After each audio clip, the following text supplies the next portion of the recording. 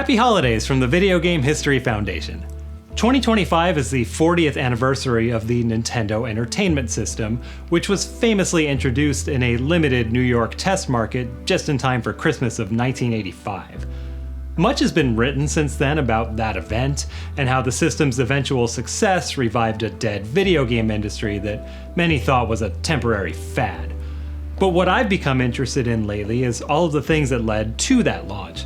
The false starts, the abandoned ideas, and frankly the tenacity of Nintendo of America's team to practically force the system onto store shelves despite everyone and everything telling them not to. I've spent much of 2025 revisiting this story. I've had the pleasure of meeting and spending time this year with many of the folks who were actually at Nintendo during this period, hearing their personal journeys and perspectives. I've dug into paper documentation that no historian has had access to before. I've handled artifacts that shouldn't exist. I've written and rewritten this script about 6,000 times, and finally I'm ready to share my findings with you. So please grab your holiday beverage of choice, sit back, and enjoy the unlikely story of how the Nintendo Entertainment System was born.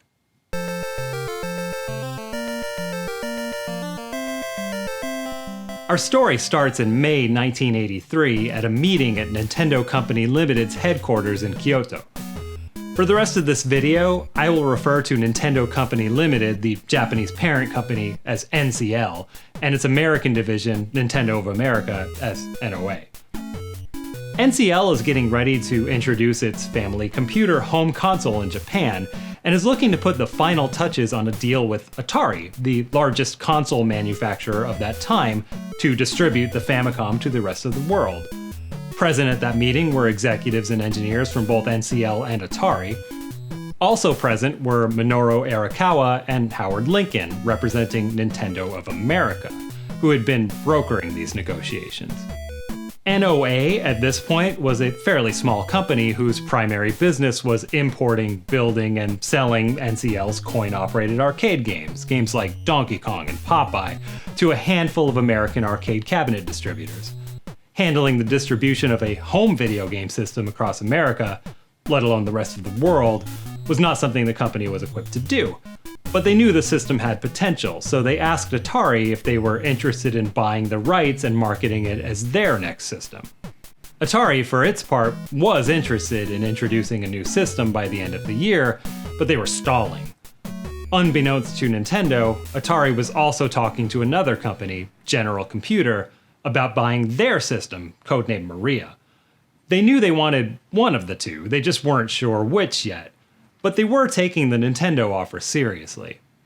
The deal negotiated at that meeting was that, essentially, Nintendo would be the manufacturer of the internals of the new system, the actual circuit board, CPUs, video processors, etc., which Atari would purchase and repackage in their own plastic housing.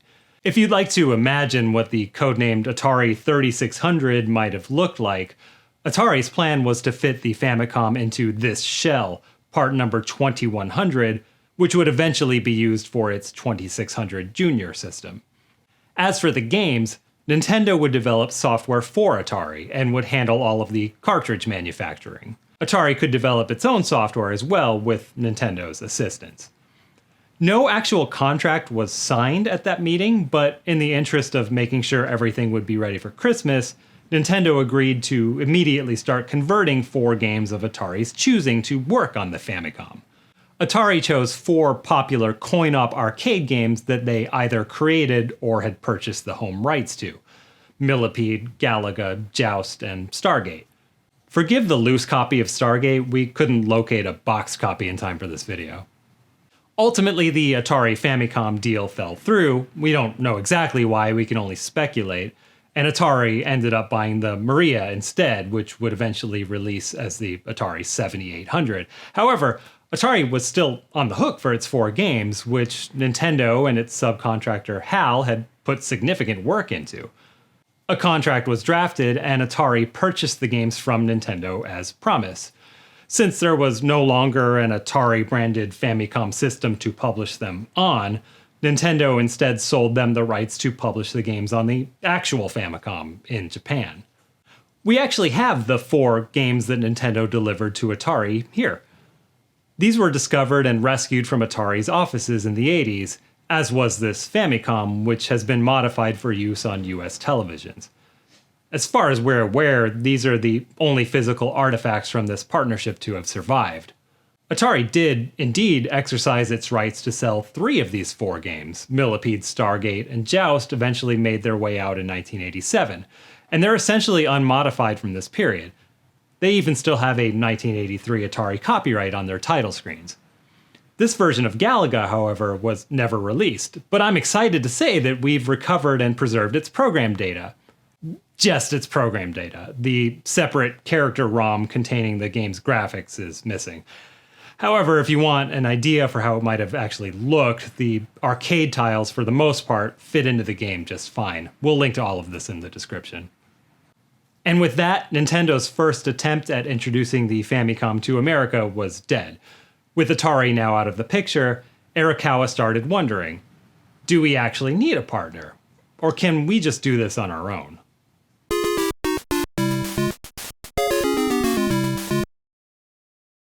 As 1984 begins, the American Famicom project goes on the back burner, as Nintendo is still focused on its core business, coin-operated arcade video games.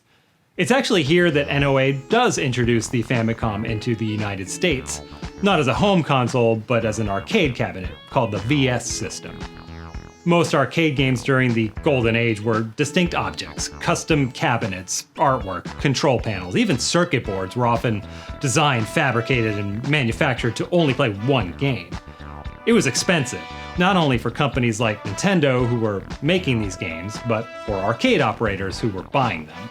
So a lot of arcade game makers like Nintendo started making conversion kits where operators could buy a cabinet once and simply swap out the game inside, like a home console.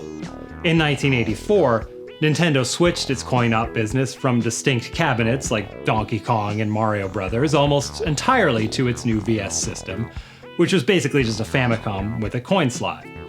This meant that Nintendo's home and arcade games achieved parity. A Famicom baseball cartridge was essentially the exact same game as VS Baseball in the arcade. Because there wasn't a US equivalent of a Famicom yet, the arcade was where Americans were introduced to titles like Balloon Fight, Duck Hunt, and Ice Climber. Meanwhile, the Famicom is absolutely crushing it in Japan, and rumors start circulating that NOA is planning on releasing it in America. Arakawa starts meeting with retailers, modified Famicom in tow, to see if they would carry the system. But what he keeps hearing is the same thing. The home video game market is dead. Early 1984 is a peak period in what we now call the video game market crash in the US. Stores are full of old, unsold games for Atari systems being steeply discounted to clear shelf space, and because of that, everyone who's still trying to make a business out of making new video games at full price is having a hard time surviving. And most of them don't. The stores Arakawa met with agreed that the Famicom was an impressive leap forward from what was available, but it wasn't enough to convince anyone that this wasn't just another Atari-like system in an already overcrowded market. If there was any hope of selling the Famicom in America, NOA needed to bring something new to the table. They couldn't simply sell the same system that was being marketed in Japan. Beyond the fact that it was just a video game machine, which no store wanted anything to do with, the actual look and feel of the system was a turnoff to the industrial designers working at NOA, who felt that the system needed to be reimagined to appeal to Western tastes. An early idea to make the system into something distinct was to position it as an educational device. Nintendo had recently introduced a line of educational software in Japan, so there was precedent, though I don't know if that was necessarily the inspiration. NOA's Lance Barr was tasked with coming up with the new system's industrial design. Barr took inspiration from the Danish design of Bang & Olufsen, and in particular their stereo equipment. Here's a design drawing from a time when the system was conceptualized not as the NES, but as the ELS, the Educational Learning System. Like the Famicom, the controllers were permanently attached to the unit, but Barr didn't like how the Famicom's controller cords looked when not in use, just kind of flopping around behind the unit, so coiled cords, like on a telephone, would have been used to keep things more tidy. The Famicom's light gun was adapted into a new form factor that, when folded up, turned it into a light wand used as a pointing device for educational software. After a lot of iteration, Bar's final design was this stylish flat box.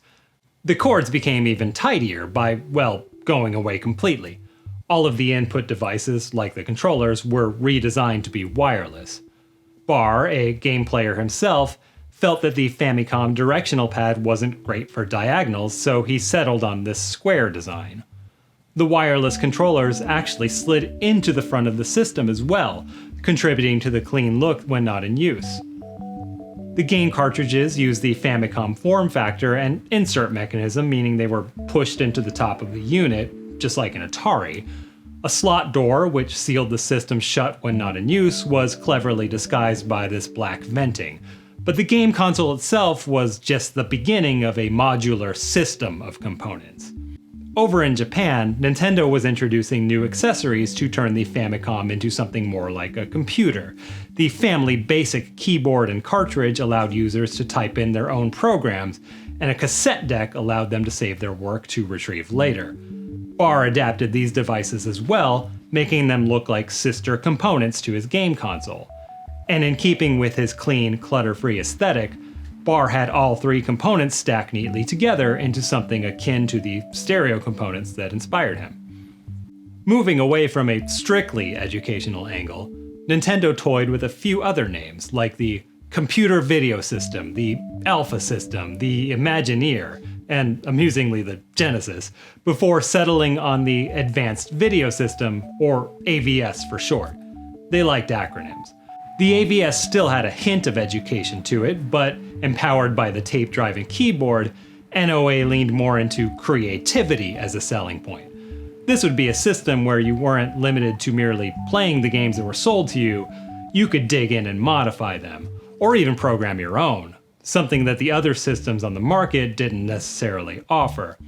At least not by default or as a selling point, though technically there were some products on the market that did similar things. Near the end of 1984, NOA put its AVS in front of focus groups of children, teenagers, and parents to see if this creativity approach might sway them, and it went okay. The wireless components were a big selling point, as was the stackability.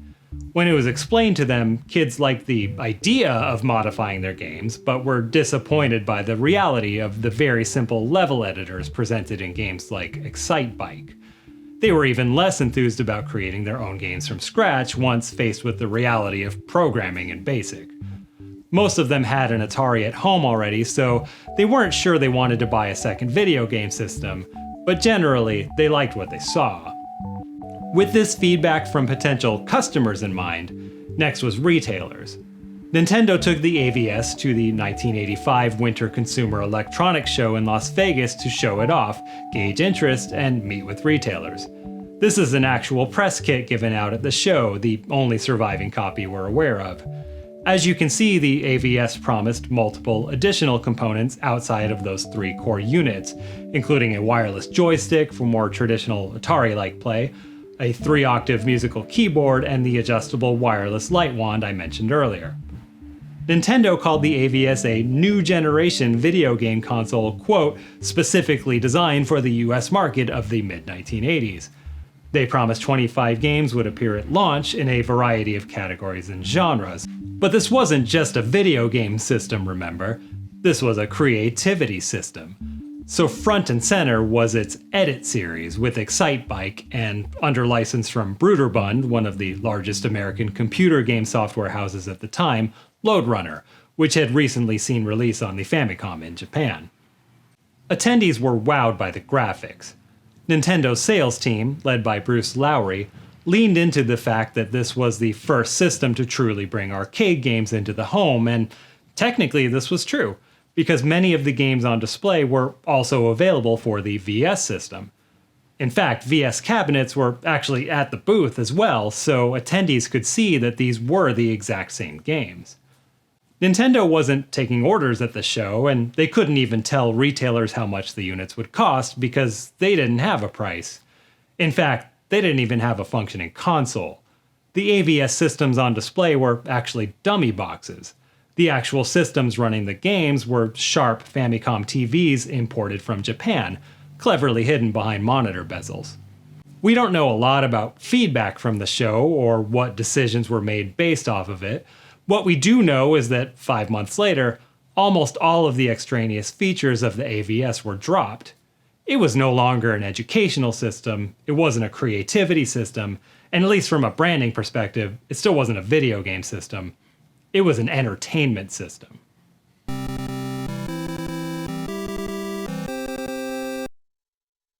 I'm going to pause this story very, very briefly here to remind you that the Video Game History Foundation is a charity, and the majority of our funding comes from individual donors like yourself.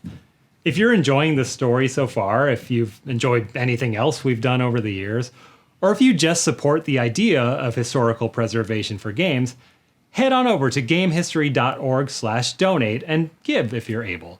And even if you're not able, go there anyway, because I want you to see all of the incredible work we've been able to accomplish in 2025. Right now, we're wrapping up our annual winter fundraiser event. We only do this direct ask once a year, and the amount that we're able to raise helps us determine what we can do in 2026 and beyond. Again, that URL one last time is gamehistory.org/donate.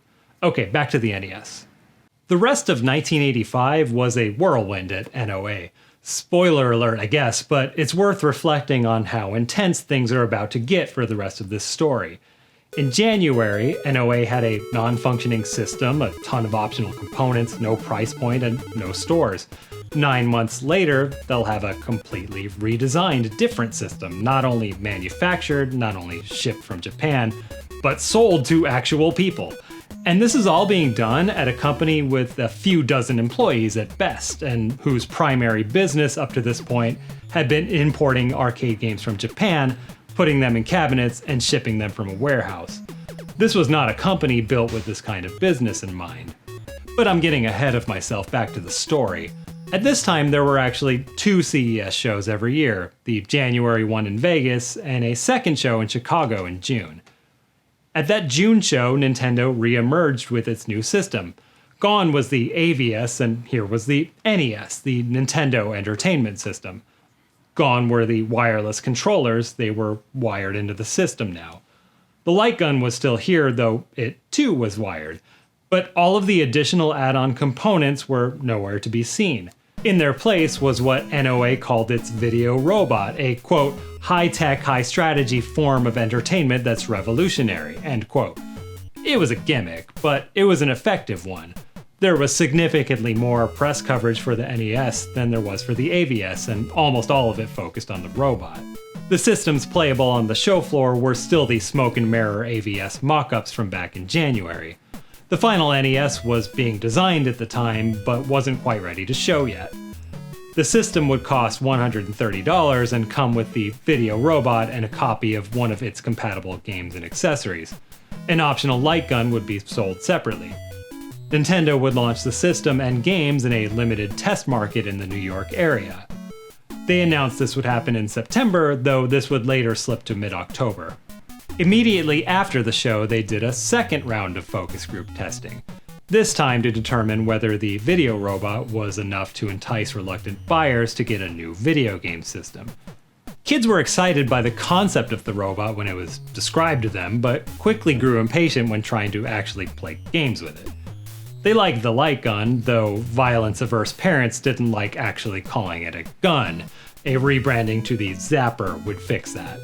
But a common theme with parents was that their kids already had a video game system at home, usually an Atari 2600, and they didn't see any reason to buy a new one. We all understand now that video game consoles are cyclical. We've been trained to accept our fate that every few years, as technology advances, we'll have to get a new one to keep up. But in 1985, there had really only been one generation of home consoles. The idea that you'd need to buy a new one, especially one that didn't play the games you already owned, was absurd to a lot of these early adopters. Based mostly on this, the takeaway from the research group was that, well, no one wanted to buy a new video game system and no one liked the video robot, But there might, maybe, be a quote small market if they exploit the robot as a new and novel way to get people to play video games. Or to put it another way, as the group conducting the research told Ron Judy, no one with these results has been stupid enough to introduce their product. So, every company that had or was currently selling video games was urging Nintendo not to enter the business. Parents didn't want to buy a new system, and that's assuming stores would even stock them, which they wouldn't. Even the kids were saying that they were done with games. They were a fad. They'd moved on. Every attempt to obfuscate the fact that they were selling video games didn't seem to work. The educational angle was boring, the luxury electronics too expensive, the home computer unwanted, and the video robot kinda sucked. But every time I've spoken to someone from NOA about this, I've heard the same thing. Everyone believed in the product. The games were good, way better than anything else on the market. And if they could just get people to sit down and play the thing, they'd understand this wasn't an Atari, this was something better. The Famicom was exploding in Japan, and NOA knew that if they persevered, it could happen here too. So despite everyone telling them no, they pushed on. As engineers in Japan looked over Barr's designs, they became concerned with dust getting into the system's internals from the top-loading mechanism. In response, they designed what they called a zero-force insertion method. Rather than cartridges being pushed into the top of the system, they would gently glide into the front with a latch door preventing anything from getting in. If you owned an NES, you probably hated this thing as much as I did. The new mechanism required more internal real estate than Barr's design had room for, so I assume in the interest of time, NCL quickly devised their own outer shell based loosely on Barr's design and handed it back to him. If you look at a stock NES, it almost looks like an AVS got stretched vertically, losing a lot of the design language in the process. Some at NOA referred to the new design as a lunchbox. It was disappointing to Barr, but he did his best to add some flourishes. The zero-force mechanism also meant that the cartridges themselves needed to be redesigned to allow for easier insertion and retrieval, so they were redone to more closely match the NES aesthetic. As a bonus, the added height when compared to a Famicom cartridge left room for expansion, should cartridge technology evolve and require additional components. The differences between the Famicom and the NES are more than just surface level. One major difference is that the controllers, which were permanently attached on the Famicom, are now removable. This added to the cost of the unit, but made repair and replacements easier. The cords on the NES controllers are also significantly longer to accommodate American living room arrangements. The NES also has ports for composite video output, providing a cleaner picture than the Famicom for any televisions that supported it. The bottom of the unit has an expansion port to allow for theoretical future hardware additions, including a network modem that was designed but never sold. These gutters were included to tidy up any possible wiring needs that an additional device might need. Going back to the cartridges for a second, the pin count increased from 60 to 72. Most of those additional pins were reserved for communicating with these theoretical hardware add-ons. As an example, a game cartridge with network capability might use these pins to communicate with a modem to send and receive signals, or with a disk drive to save data. The combination of the expansion port and the additional real estate in the cartridge opened up a lot of opportunities for future expansion. They might have ditched the modular AVS components at launch, like the keyboard and the tape drive, but they left the proverbial door wide open should they want to revisit the concept. But arguably the biggest difference between the Famicom and the NES is what they called the CIC chip. This chip, which is present on every official NES console and inside of every official NES cartridge, is a sort of lock and key system. When you turn on the NES, it sends a signal to the cartridge to make sure that this exact chip, which only Nintendo could manufacture, was present. If it was, that meant the game was legitimate and it would play as normal. If not, the game wouldn't boot at all. The CIC system prevented, or at least slowed down, cartridges being made by anyone but Nintendo. There were two reasons for this. One, Nintendo saw Atari's inability to control how many games were being made for its system as a major contributor to the industry crash. They felt that if they were to revive home video games, they needed to be in control of cartridge supply. And second, counterfeit games for the Famicom were starting to be a headache back home in Japan. This was something they hadn't considered when designing the system originally. By the time it became a problem, it was too late to implement the CIC into newly manufactured Famicom systems, because none of the games that had already been sold to that point would work on them. The branding of the games and systems had to change for the American market as well. The marketing team of Ron Judy and Gail Tilden hired a mid-sized Manhattan firm called Gears Gross to come up with the look and feel of the packaging. One major theme for these initial games was avoiding something else that NOA saw as a flaw of Atari's: box art that oversold the game. They wanted the actual graphics front and center. They wanted to avoid disappointment by showing you exactly what you were buying. This had an added benefit of resembling the sharp pixels one might see on a computer monitor, something that Arakawa thought made the games look futuristic. Each game also had a newly devised Nintendo seal of quality, NOA's version of the Good Housekeeping seal of approval. This was a preventative measure against future unauthorized games, but also a statement of intent. We promise to only sell you good games. You won't get burned like you might have with your Atari. The actual system packaging focused on the video robot, now named Rob, the robotic operating buddy. Rob was the fishing lure that would, hopefully, get people to actually look at and try the system. 15 optional game cartridges were chosen from Japan for launch, spread across different categories. The categories themselves were another branding move to instill confidence, an inherent promise of more games to come, as was the Nintendo Game Plan poster included in every title, which promised multiple games coming in the near future. The system itself came with Rob and a compatible game, namely Gyromite, as was announced at CES. But newly added to the now rather large package at the last minute was both the Zapper and a copy of Duck Hunt to use with it. This had two benefits. One was that it frankly gave kids a better game than Gyromite to play, but second, Duck Hunt was a game that was already available in the arcade through the VS system, and this home version was more or less the exact same game. So every purchaser of the NES had, for all intents and purposes, an actual arcade game at home. One brand new game that wasn't ready in time for the CES show in June made its debut with the launch of the system. Super Mario Bros. Was one of the 15 additional games one could purchase at launch. It would go on to arguably be the most important video game of all time, certainly the killer app for the NES, but in 1985 it was just another game in the lineup with no particular emphasis to make it stand out from the others. In fact, Super Mario Bros. Isn't even present in any of the 1985 marketing, where the focus was less on the games and more on the tech. Rob was front and center, as was the Zapper. Technology wasn't the only focus, however. The television commercial broadcast during the launch was very explicitly showing a family coming together in the living room to play. This was an important message.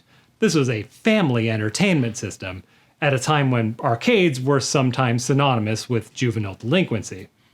NOA didn't have a large advertising budget, but they were able to barter for airtime. In at least one instance, a station manager gave them better placement in exchange for a free system for his kid. Around August, Nintendo started temporarily relocating key staff to the New York area to set up shop, generate marketing, and get product to stores. Their temporary office was a dreary, windowless warehouse in Hackensack, New Jersey. The bathroom was infested with rats and snakes. Hurricane Gloria nearly flooded the office. One day, a mysterious barrel showed up and had to be removed by someone in a hazmat suit. They were working 6 or 7 days a week for several months and running themselves ragged, but everyone I've spoken to remembers this hectic time fondly, almost like a video game launch summer camp. The retailers Nintendo partnered with for the test launch were mainly a mixture of toy and consumer electronics shops across what is called the New York ADI, or Area of Dominant Influence, meaning places where New York City advertising reached. so this included parts of New Jersey and Connecticut as well. Many of the stores were resistant, some of them still had Atari inventory from 2 years prior, but a buyback guarantee where Nintendo would purchase back unsold inventory got some of the more reluctant stores on board. NOA wasn't just selling and transporting units to stores, they were setting up their own displays with key retailers as well, like Macy's and FAO Schwarz. A point-of-purchase display, the first of many to come, featured an oversized, vacuum-formed Rob head. There were simple playable kiosks as well so that potential customers could demo the system. These kiosks were crucial to NOA's strategy.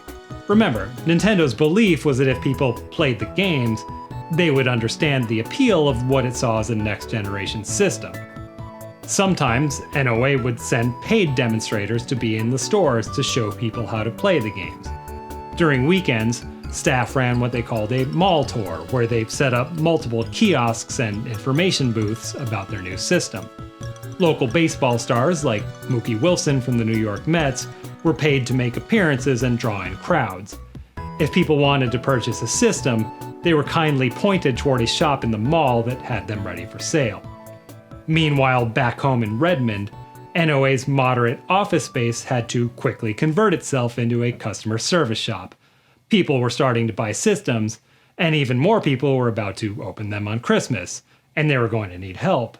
Rob Thompson, who was originally hired as an arcade game technician, flew back from New York ahead of the rest of the crew to set up and hire new talent for a customer support telephone line, while fellow tech John Pedersen expanded his arcade game workshop into the first NES repair center. Customer satisfaction was extremely important to NOA, and they wanted to be prepared. So how did they do? How did the 1985 test market go? By all accounts, it was fine. We don't know what sales projections or hopes were, but we know that they sold about 51,000 consoles during the quarter, which from what I understand is about half of the units they had in the warehouse. The big success would come later once the rest of the country could buy it, but that's a story for another time.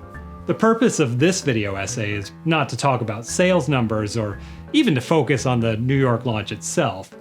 What I'm interested in exploring with you here today is, what does this all mean? If we're celebrating the 40th anniversary of the launch of the NES, what do we mean by that? What is it that we should be reflecting on? What did this moment actually mean to video game history?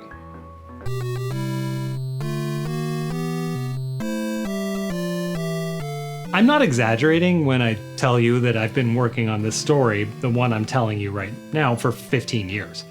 I've always been fascinated by this system and how it came to be and how it set the tone for everything that came after it. It's undeniable that I have personal nostalgia for this era of video games because it's the era I grew up with and that's how human brains work. But I'm also a tinkerer. I'm curious, I'm an ink-stained wretch and a nosy so-and-so who wants to find out, so for me, nostalgia isn't a comfort blanket, it's a toaster. It's something I want to take apart and see if I can put back together. I want an examination of the past to inspire beautiful new things in the world. It's why I do what I do. It's why the VGHF exists. I've written multiple articles about the NES launch. It is core to who I am as a researcher. I've had conversations both on and off the record with at least 8 people who played a part in this story. I've dug through storage units and musty basements and tens of thousands of pages of court records looking for supporting documentation. When I launched the VGHF in 2017, literally the first thing we published was my attempt at open sourcing my research on the NES launch by providing a collection of material I'd referenced up until that point.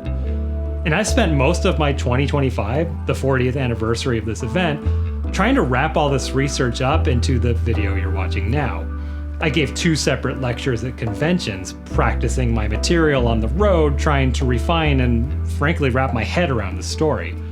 In October, I put together a discussion panel with 3 people who worked on the NES launch, where I learned even more new information that practically changed my whole narrative. I could probably dig at this story forever, and I suspect you'll be hearing from me again when the 50th anniversary comes around. So, going back to the original question, why are we talking about the NES launch? What makes it so fascinating? Why do I obsess over this? What is it that we're celebrating the 40th anniversary of? Video game history is human history. All of our stories ultimately are stories about people, and I find the perseverance and the ingenuity of the people who made this happen to be remarkable. I hope I've made that clear in this video, and I hope you'll take the time to hear from some of them by watching the panel discussion I mentioned earlier. There's a link in the description below, and there's all kinds of fun stories in there that I couldn't squeeze into this video. Bruce Lowry, Lance Barr, and Gail Tilden were incredibly generous with their time and their memories, and if you enjoyed this story, I guarantee you'll love hearing from the actual people involved. But when I, as an historian, think of what this anniversary means to video game history, I think of three things: the directional pad, Super Mario Bros., and the CIC chip.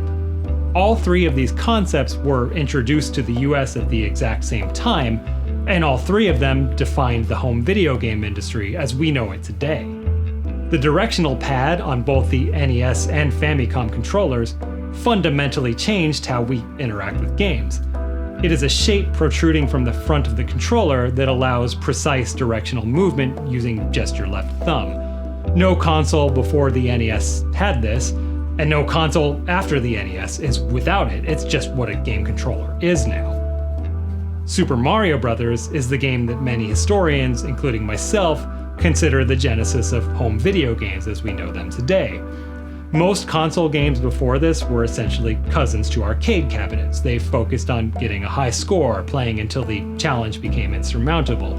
But Super Mario Bros. Was a game that you finished. It was an adventure with a goal and an ending. It's not technically the first game of its kind. I am a Smurf rescue in Gargamel's Castle stan myself, but it is the breakout hit in its genre that inspired everything that came next. And finally, there's the CIC, the so-called lockout chip, and the initiatives built around it, the seal of quality, the third-party licensee program, and so forth. Before the NES, there was nothing technically preventing anyone from self-publishing games for consoles. There were dozens of so-called third-party companies making games for the 2600, but none of them had to seek Atari's approval or pay for that privilege. And there was nothing from a technical or legal perspective that prevented this from happening, which from Nintendo's perspective led to the flood of products on shelves that destroyed the industry. We take for granted today that video game consoles are a walled garden. You can't publish a PlayStation game without Sony's approval. You can't release a Switch game without becoming a Nintendo licensee. But it doesn't have to be that way. Video game consoles could be like a computer or a record player, where anyone can self-publish so long as they have the technical and logistical know-how. The fact that the NES didn't allow this, though it provided many a headache to many a publisher, might be the single most important contribution to video games coming back for good. If an oversupply of games is what caused everything to crash, then Nintendo didn't just bring back the video game industry, they fixed it. And that contribution was entirely a Nintendo invention. But was it Nintendo's idea?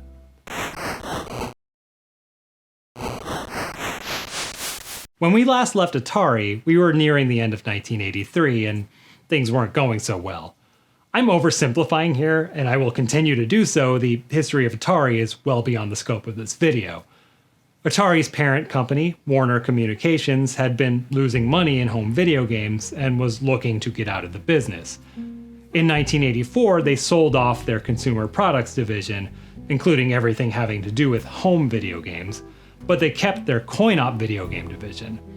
This new consumer product company named itself Atari Corporation, and confusingly, the coin-op division still at Warner was called Atari Games. Two companies, both called Atari, who had nothing to do with each other.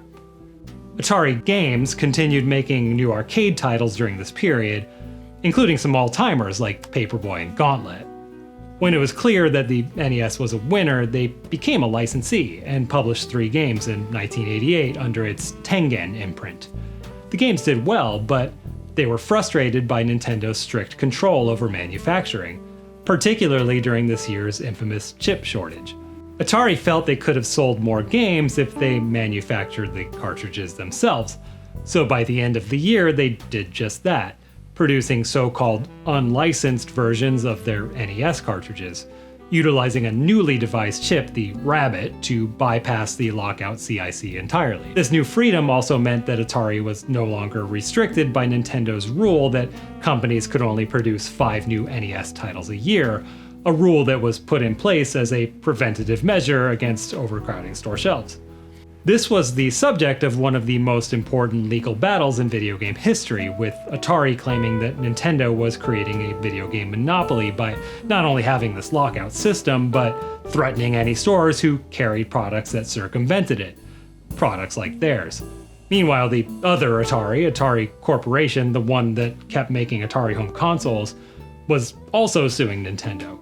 That suit revolved around Nintendo's licensee agreements, preventing game creators who made games for the NES from being able to put those same games on other platforms like Atari's. We don't have time to get into the intricacies of these cases, but let's just say that neither Atari came out ahead.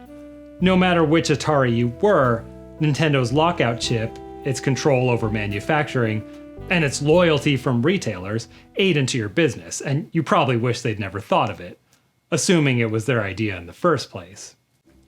Let's go back to May of 1983, to the very beginning of our story, to that meeting in Kyoto between Nintendo and Atari, meaning OG Atari, back when the two were one. The two sides, Nintendo and Atari, were discussing terms for their deal, and Atari is taking the opportunity to ask Nintendo technical questions as well.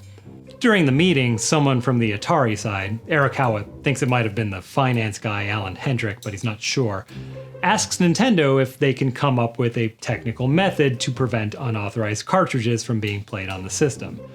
They went on to explain that they were getting customer complaints about poor quality games being sold without permission by companies other than Atari, and that they needed to control who can and can't make games for this system. Nintendo explains that they don't have a solution, but the two sides agree that, as a compromise, they'll keep the actual system specs confidential to at least slow this down. Maybe it's a stretch to say that the lockout chip, the thing that ended up hurting Atari, was Atari's idea in the first place, but this conversation is what made the lockout chip happen. And that's not historical conjecture, that's coming from Nintendo themselves. This is a quote from Nintendo's president, Hiroshi Yamauchi, speaking under oath. Quote, "After hearing what Atari said, Nintendo came to the conclusion that, in order to sell home video games in the United States, a security system must be developed," end quote. In other words, Atari created its own monster. But that monster might actually have saved video games. I'm Frank Cifaldi, and I hope you enjoyed this as much as I did. I love this story, and I love telling it. Thank you so much for seeing it through to the end with me. If you enjoyed this story and want to see more, I'll remind you one last time that the Video Game History Foundation is a publicly funded charity. So much of what went into making this story happen only happened because donors, just like you, supported us financially. If you're able to help, head on over to gamehistory.org/donate and help us continue to do this work into 2026 and beyond. I'm actually recording this in November, so I have no idea how our winter fundraiser is doing, but if we manage to hit our goal, that means we're in great shape for next year, and it's all thanks to you. So, thank you. And we'll see you next time here at the Video Game History Foundation.